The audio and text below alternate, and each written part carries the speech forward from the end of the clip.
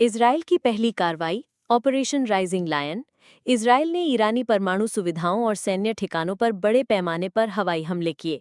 इसमें शीर्ष सैन्य और परमाणु वैज्ञानिकों की मौतें शामिल थीं, उदाहरणतः जनरल हुसैन सलामी और कई अन्य।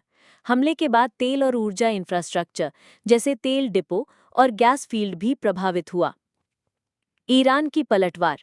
ईरान ने लगभग 150 बैलिस्टिक मिसाइलों और 100 प्लस ड्रोन के साथ इजरायल पर हमला किया। मिसाइलों में से अधिकांश जमीनी और वायु रक्षा प्रणाली द्वारा रोकी गईं, लेकिन कुछ इजरायल के शहरों में गिर गईं। इस हमले में 10 से 13 नागरिकों की मौत और सैकड़ों लोग घायल हुए। तीसरा चरण 14-15 जून, पुनः हमले और जवाबी जवाब। इजरायल ने फिर से ईरान में रक्षा मंत्रालय, ऊर्जा सुविधा और परमाणु संबंधित साइटों पर हमले जारी रखे, जिससे ईरानी तेल डिपो भी प्रभावित हुए। ईरान ने तेहरान, तेल अवीव, जेरूसलम और अन्य शहरों पर मिसाइलों और ड्रोन हमलों की अगली लहर भेजी। कई मिसाइल जॉर्डन और इजरायल की वायु रक्षा से रोकी गई, पर कुछ गिरकर सिविल क्षेत्रों में तबाही मचाई। मौतों की संख्या इजरायल में लगभग 10 से 13 तक पहुंच चुकी है, जबकि ईरान में प्रारंभिक आंकड़े 78 से 100 के बीच होते दिख रहे हैं।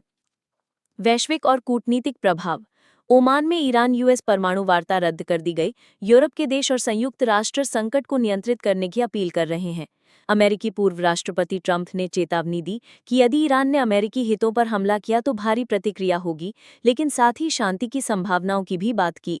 इजराइल ऑपरेशन राइजिंग लायन से ईरानी ठिकानों पर ड्रोन या वायु हमला, सैकड़ों की मौत या ईरानी संरचनात्मक क्षति।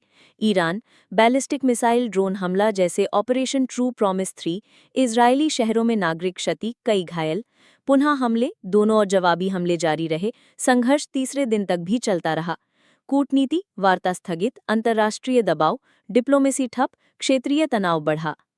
ये अब तक का सबसे तेज और तीव्र प्रत्यक्ष मुकाबला है जो जून 2025 के मध्य में हुआ।